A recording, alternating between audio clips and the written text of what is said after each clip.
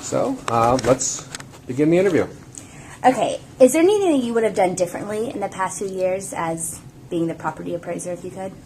That's a good question. Some of the things that I might have done differently is possibly brought in my own set of people, supervisors, manager, that. But as I really look back, I tried to work with all the people that were there, and by doing that, being able to evaluate the job and the positions, I have a really talented team that I may not have otherwise. Okay. I read a source that said that you did not graduate from college. No. Okay, could you just explain how that's affected your career, if it has at all, or why you didn't? Well, it really hasn't affected my career. I got involved in insurance claims in 1978. I have a 30-year career there, rose up through the ranks and become a regional manager. I guess you might say I competed against and was measured against both college graduates and people that were not college graduates. I wound up as a litigation specialist, and lots of times you have to have your JD degree, which I did not have, but I have experience. Mm-hmm. So there's much to be said about education, and there's much to be said about experience. So I do have 30 years in the real world and over supervision in a job very similar to the property assessor. Okay. We'll switch interviewers. Okay. Put this gentleman. Thank you. You're welcome.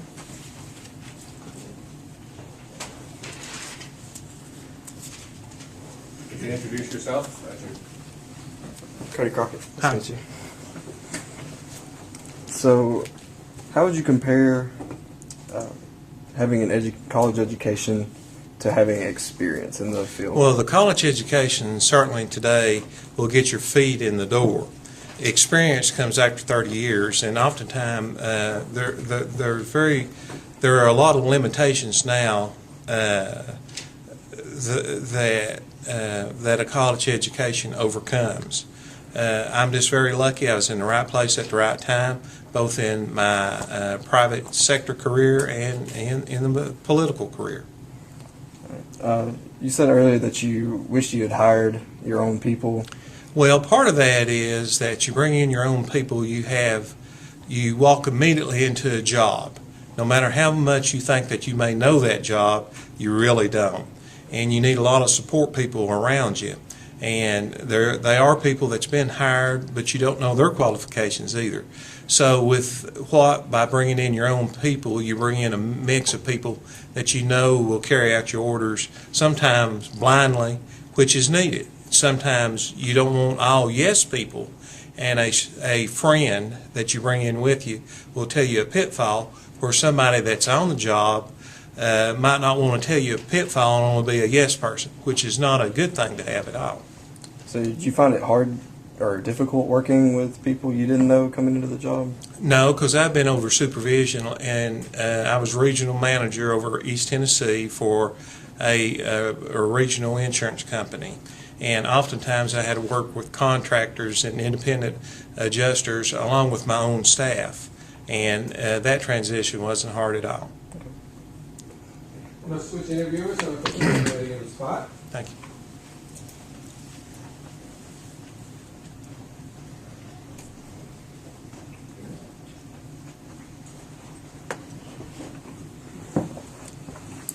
I'm Allison Nickel. Hi, Nice Allison. to meet you. What's the most challenging aspect, you think, about being a property assessor? Well, the most challenging aspect about it is there's so many parcels. It's very diversified. You have residential, you have agriculture, you have greenbelt, you have state exemptions by applications. And in Knox County, we're one of the largest. We have 211,000 parcels. And if you can compare us across the state, we do it with 20% less people than than Davison County or Shelby County. So we're really getting a bang for our buck, but you have to get the people out. It's data driven. And you can't just use computers, and people say, well, you can look at your homes now, Google and those sorts of things, but what about the trees over it and overhangs? And a lot of this is based on square foot. So you have to have the people in the field assisted by technology, which we have is dated, but we're moving forward to gather this data to come up with fair and equitable assessments for the people of Knox County. Okay. You also were a county commissioner for District 8, I believe. That's correct. How do you compare the two jobs? There's no comparison. Okay. A commissioner, you're doing almost inclusively for your friends, neighbors that elected you to that position. You do work to benefit all of Knox County, but you can't leave that aside. It's against human nature. Mm-hmm. Now, as a job as the property assessor, I do have the outlook of everybody. It's full-time. A commissioner is full-time, but it's a different type of full-time. It's being a property assessor is during the day. You have office hours 8 to 4:30, but still we go out a lot at night in the afternoons to events and stuff. I want to be proactive with my community for charitable events and work-related events, such as Property Owners Association. Are you glad that you made the transition into property assessor? Do you like what you do? I like what I do because it's similar to what I did. It's very strict discipline. Insurance claims is very strict discipline, especially to the level that I rose to. And this is a similar transformation. And the challenge of moving this office forward is really what makes it worthwhile. Okay, I'm going to switch interviewers and put that gentleman right there in the seat.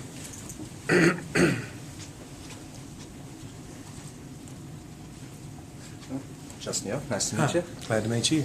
How did you find yourself working for the Knox government, both as either a commissioner or with the property assessment? Well, back in, I can't remember exactly what year now, but I served three terms, 9 years, on the board of 9/11. And I got to work with both mayors, both sheriffs, rural metro, and the fire departments, and sort of become bitten and smitten for community service. This will be my 30th year also coaching in the community. This is especially with junior pro or upwards basketball, but I've coached the baseball and ball teams. And people back in 1986 really sort of drafted me, come to me and asked me to run for county commissioner.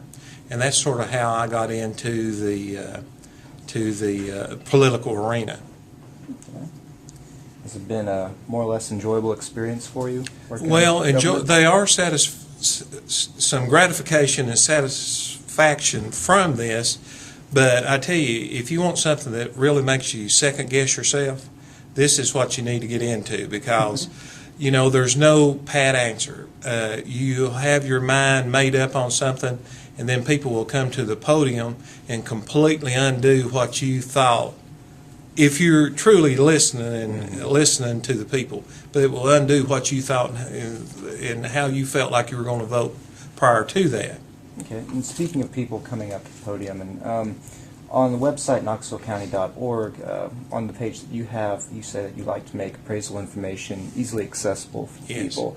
What sort of steps are you and your people taking to make that information easily accessible? Well, part of this is since I've been in office, we took the appeal process outside. We took it out to West Knoxville and East Town. Right now, currently, you can only go online.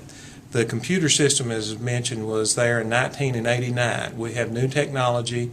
Our goal is in October, November to broaden that spectrum. Probably a year after that, we want to go online where people can come in and look at it.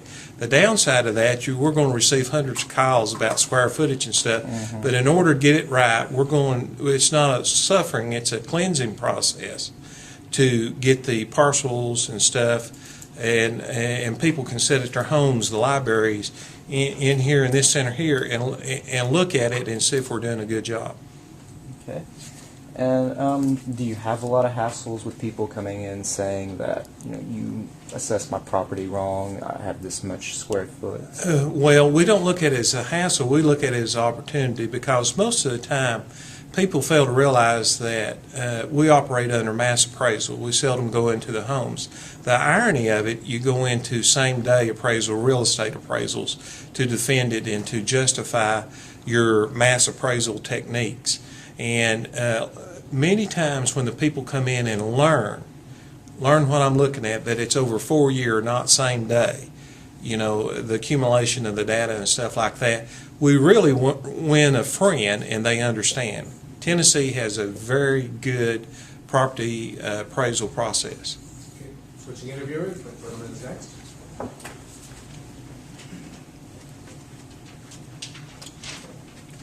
Nathan Johnson. Hi, Nathan. So, as the tax assessor, it's your job to do what exactly? What the tax assessor does, we locate, identify, and inventory parcels in Knox County. Also, people don't realize that we're the first two layers of GIS. We have a lady there, Vicki Carter, who's been there 30 years, is multi-certified and the best in the state. But we've got to make name changes. The name changes is what's on there 1/1 of any year. We take deeds, we look at, for the mapping part, we take deeds, we take wills and make the changes to the property. But you got to locate them, identify them, and then inventory them from year to year. And as property splits, it becomes a complicated process. But we do that, and then we go out, review the properties once every 4 years. We determine the value, and then then you get your assessment. So the assessments that you perform actually ultimately determine how much tax someone is going to have to pay for their property. That's correct. Now, recently you were involved in a little bit of a scandal, so to speak. And That's correct. for the most part, those charges have been set aside. Yes. But the woman that was involved actually received a pension for not being at work, right? No, that's not correct. A lot of people don't understand FMLA, and on that, it's intermediate FMLA. You have up to 1 year, I forget the hours, forgive me for that, it's 1,200 hours or something. But the days that you actually miss, then you don't get paid. So there's no silence. You're not paid for silence. And there's no pension, there's no attorney fees. But I can't talk a whole lot about it because FMLA is wrapped around at ADA. That's unrelated to what that you've read. And we will, as an employer, I need to give all my people every opportunity to succeed.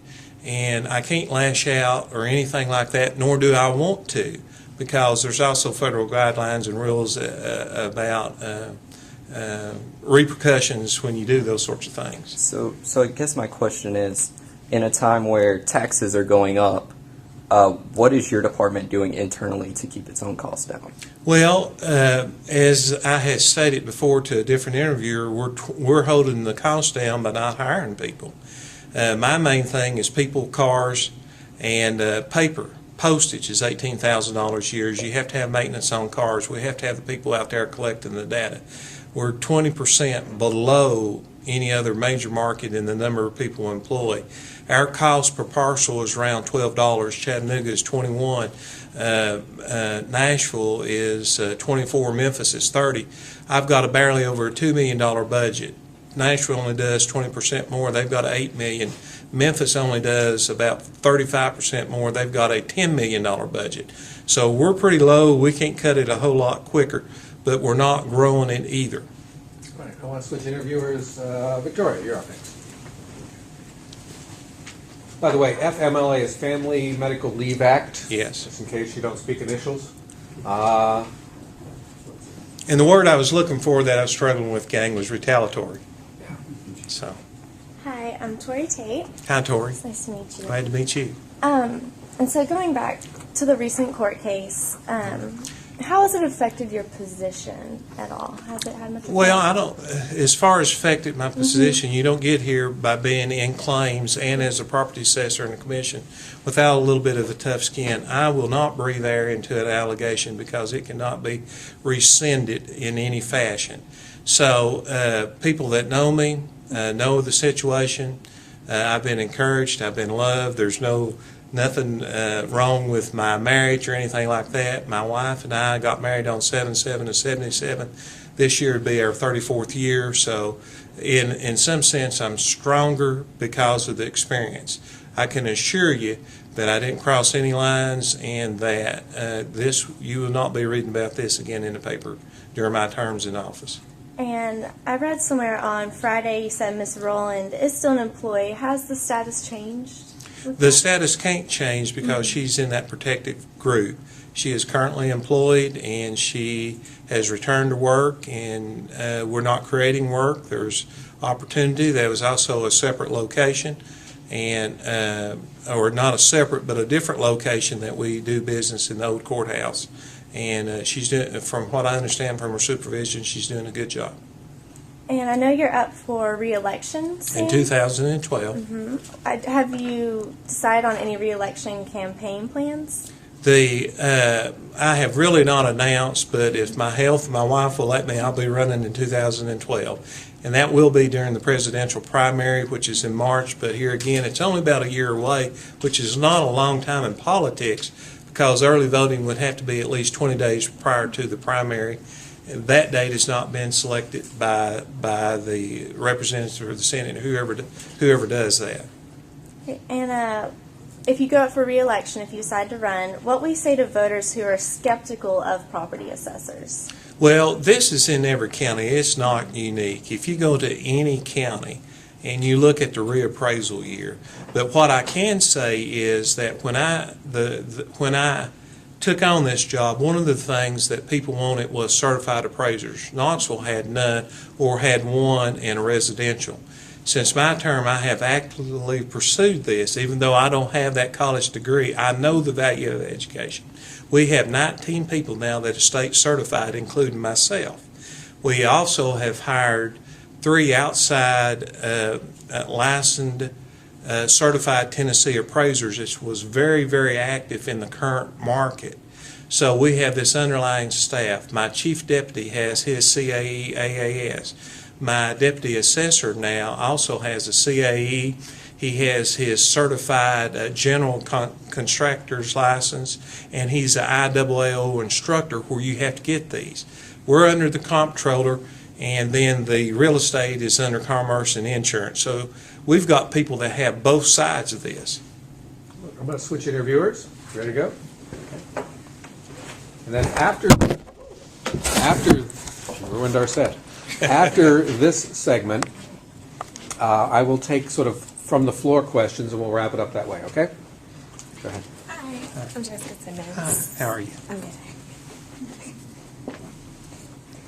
I guess just reminiscing on your term thus far, how proud of you of the goals that you had at the beginning when you were reelected? How do you think you've reached most of those? If you could actually go back and look at my campaign promises, I talked about certification. I also talked about technology because I had opportunity to visit the office, and where I wasn't able to really plug in to start with as a new property assessor, then you're immediately thrown into the reappraisal process, which is just you cannot understand unless you was there working with me. Since that time, though, I took to heart, it gave me a chance to evaluate and analyze.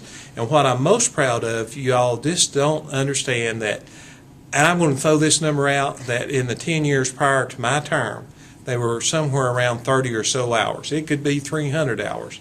But I think with the state certified classes, we're now approaching 4,000 hours.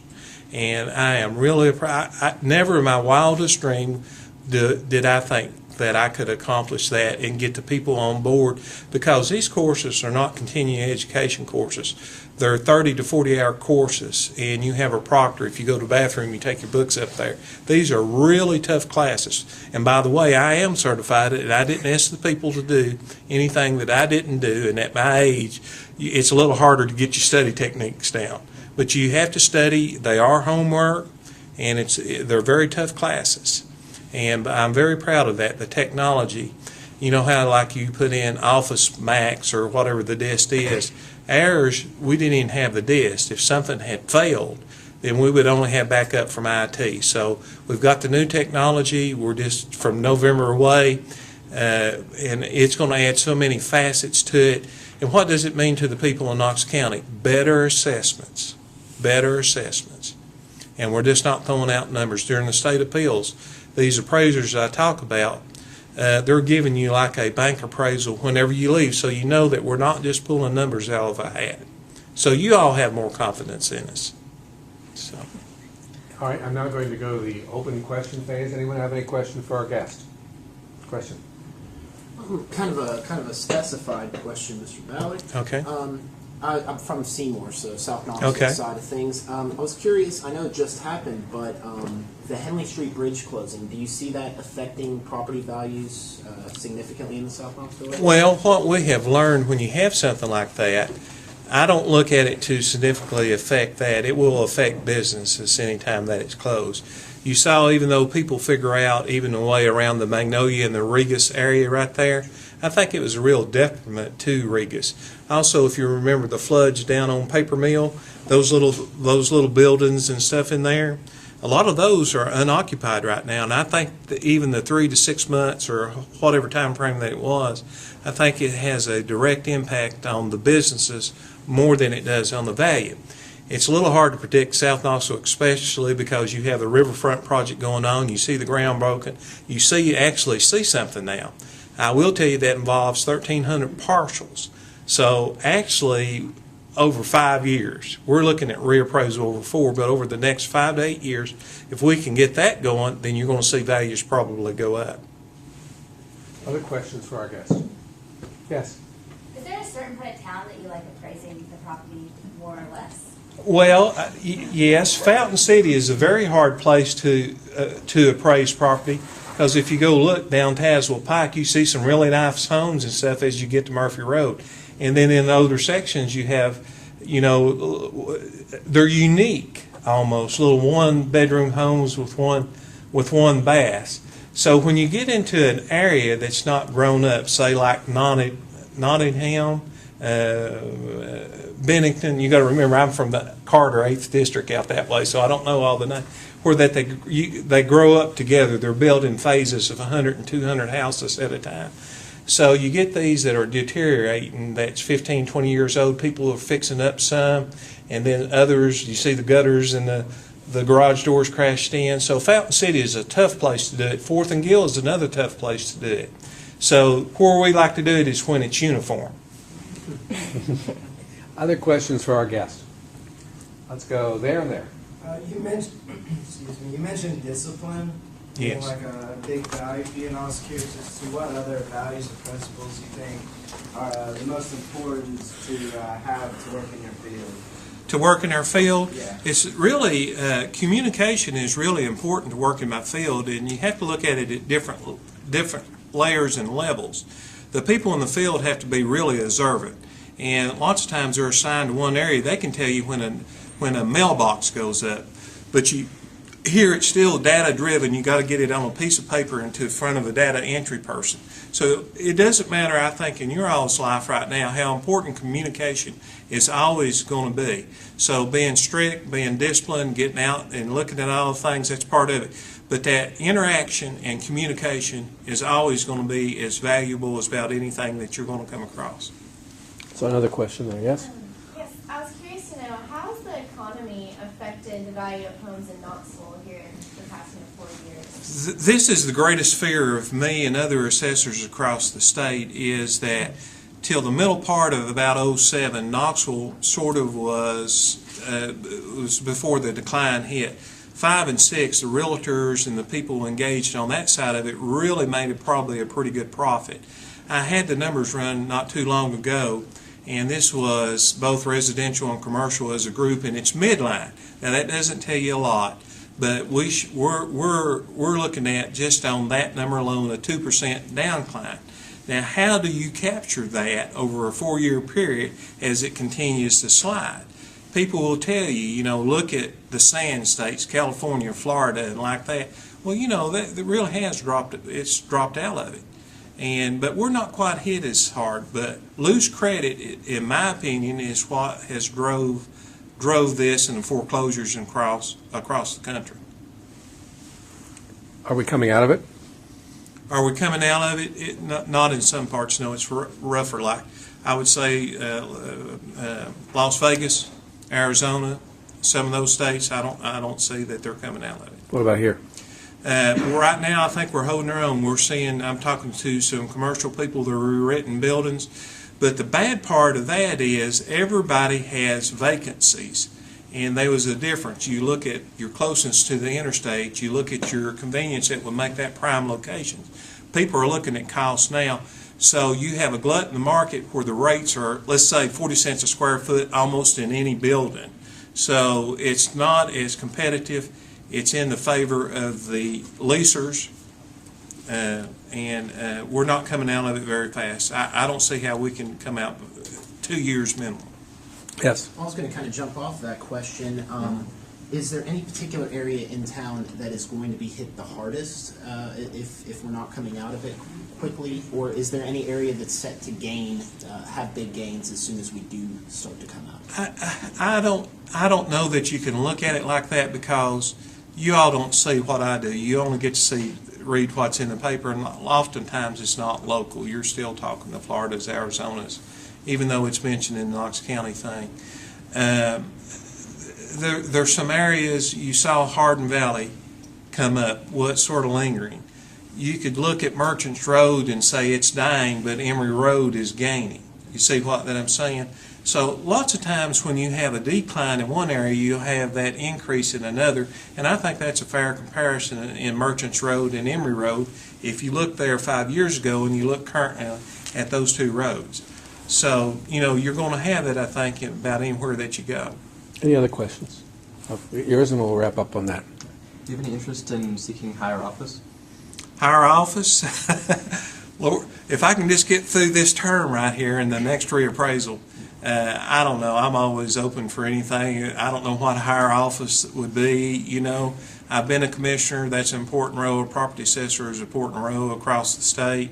I'm well satisfied at that I'm doing. I had a good job before I came over here, and I truly was interested in serving the people of Knox County.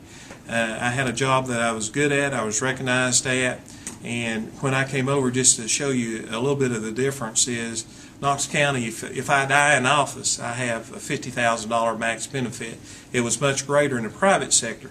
So really this has to be a joint decision with me and my family and my wife, and for me to serve the people of Knox County. I wasn't run off. I elected to do this. As I told you, I sort of caught the bug when I was at 911, and you can't believe the job they do and how they get people to the hospitals and they get the people to your house. I was there one night when they got a call. It was a hang-up. The officer went out there. That's what they do. The lady was hiding under the bed, and an intruder was there with a knife. Had it not been for that system, that lady would probably have been harmed in some way, but they were able to, I'm going to say, save her. Phil Ballard versus Stacy Canfield. Why not? Why not? Wow, there's the story. All right, thank you, Phil. Appreciate it.